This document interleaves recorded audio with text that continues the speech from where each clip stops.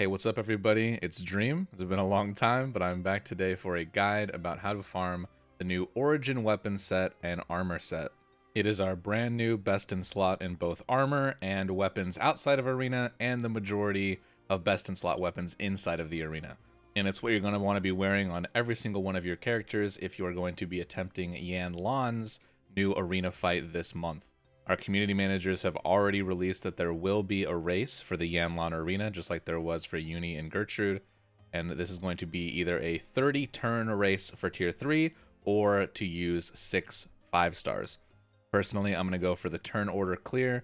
And so for that, I'm going to want my characters to be as tanky and as strong as possible. So now let's talk about how to do that.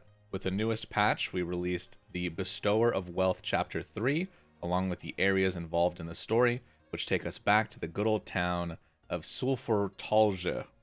Yeah, Sulfurtalja. We'll get there. Along with the Golden Palace being the new place that we farm our elites and our basic materials. Now, if you've been around this game for a few patches, you know the basic idea when you get a new patch is to usually grab one of each weapon and armor piece for the achievement, and then you basically just hard funnel into what you're using for your current arena or your current level 100 fights outside of the arena. This means that for Yan Lan, we're going to be making a lot of physically strong weapons and physically defensive armor. For my specific comp against him, I'm going to be using 3 warriors, so I will need to make 3 Origin Sword 4s before he comes out. Weapon upgrades, of course, following this traditional needing the base weapon that you get from crafting, then 10 polished stones and 5 refined stones, followed by 10 refined stones and either 5 strength stones or softened stones, depending on if it is a first 4 or bottom 4 type weapon. So for sword, we're going to be needing a lot of strength stones to make 3 of them, and then of course, Origin Sword 4 coming from having a 3 along with a battle-tested weapon. And BT weapons, of course, infinitely farmable by using the Impress option on a BT NPC, beating them, seeing if you got it from their loot, and then dropping them from your ally list manually so that you can refight them over and over again until you get the drop. I recommend doing this and not spending your historical fragments. They'll be more important later. So let's get right into actually farming the elites. All 4 of which I already stated, can be found inside of the Golden Palace, the newest area added to the game in the recent patch. Our very first elite can be found directly on the right side after walking in, the Mighty Skull Roller. He will be our polished stone giver for the day. Of course, as always, you want a memoir in front of him. That way you put a save point there if you have to restart your game. You fight him. He has sword, axe, tome, lightning, and light weaknesses, and a relatively low HP pool, making him a pretty quick elite to reset for if you keep missing his polished stones. This is a 10-hour respawn mob, so technically you can farm it twice a day, but with the new addition of Bonfires of Battle 2, you no longer have to do that to make a weapon every single day. He can drop you polish or refined stones, and you are looking to get polished stones from this boss every single day. So you can see here I do not get it, and so I close my game, reopen it, and I will spawn right back in front of him because I memoir saved before walking up to him.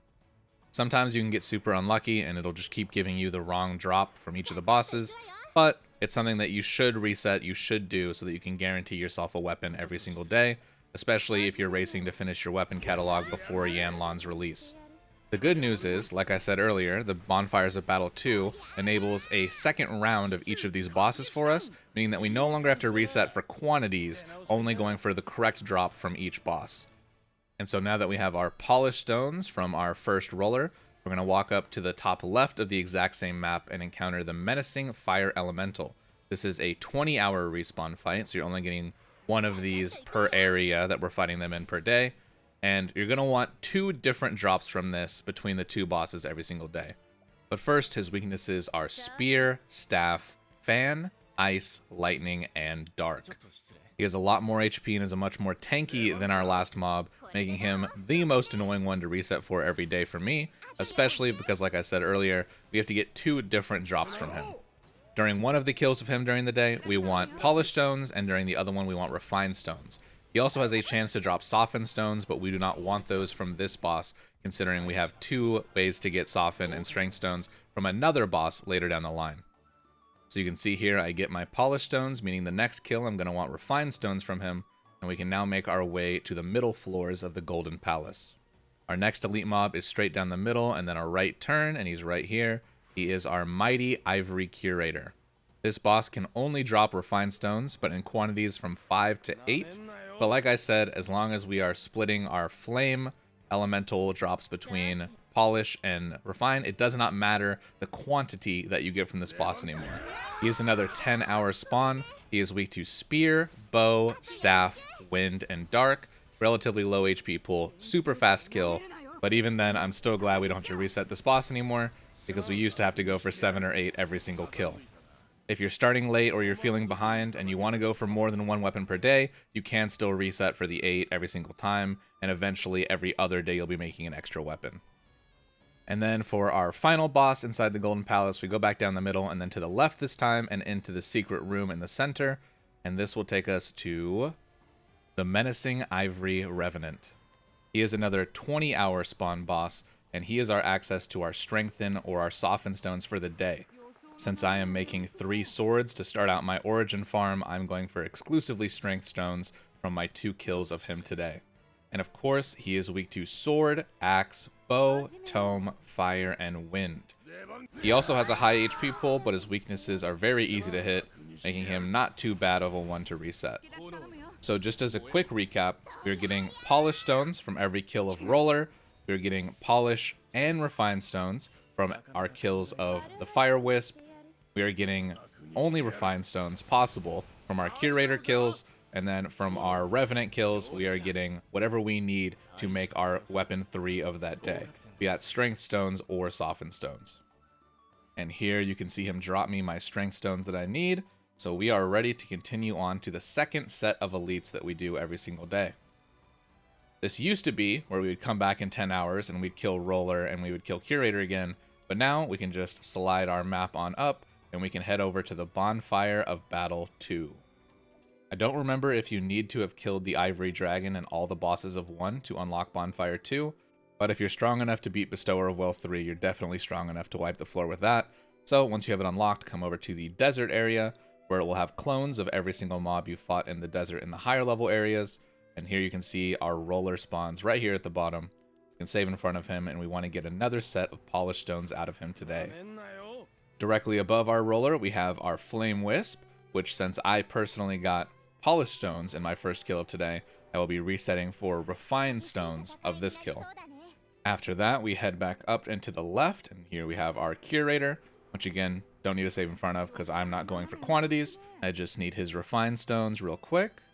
And then of course, right next to him is our Revenant, which we will kill again for some extra strength stones, because tomorrow I will probably have enough to make 2 weapons instead of the regular 1. And so once we've finished our second round of killing the elites, it's back to town for us, so that we can go over to the blacksmith and create the weapons that we just farmed for.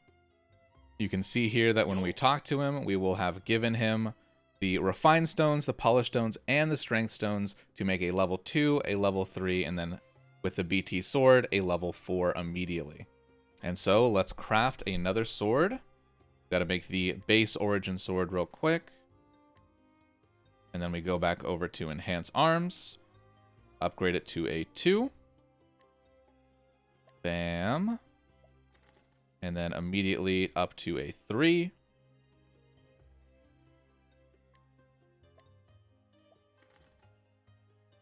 And then since I have already farmed my extra BT swords for this patch, I can immediately go and pop in my 3rd origin sword 4. So I can use those extra strength stones to make my axes tomorrow. And so with our weapon farmed for the day, let's start talking about our armor. Armor, of course, is only a very slight upgrade every single time, so it's not something that you should pressure yourself into farming hours for every single patch. Just grab what you need for the arena fight, or whatever you can grab extra if you have the free time. In the last few patches, I made a full defensive magic set, and last patch I went with an equality build where I got all of the ones where it gives equal stats to both, and since I'm going to need physical defense for the new Yanlong Cup coming up, I need to now make a new set of physical defense items. And so for this patch, I will be making 8 origin armors and 8 origin helms. To do this, I will need 112 steels, 88 bug hides, and 64 bug claws. Now this time around, there's actually a few different maps that you can farm in. The quicksands outside of the Golden Palace upper, middle, and lower floors, and the Witch's former manse up near Volaire. And having tested about 20 minutes in every single one of these maps, I've come to the conclusion that if you are trying to just get every single mat in a high amount, you should just farm the upper floor of the Golden Palace. It'll give you the most evened out mats. Every single time I would do a kill route, return to the inn, a kill route, and then return to the inn. That would give me about, on average, 10 of every single item, meaning that I would complete the farm for all of these in a little under 2 hours, being super optimal.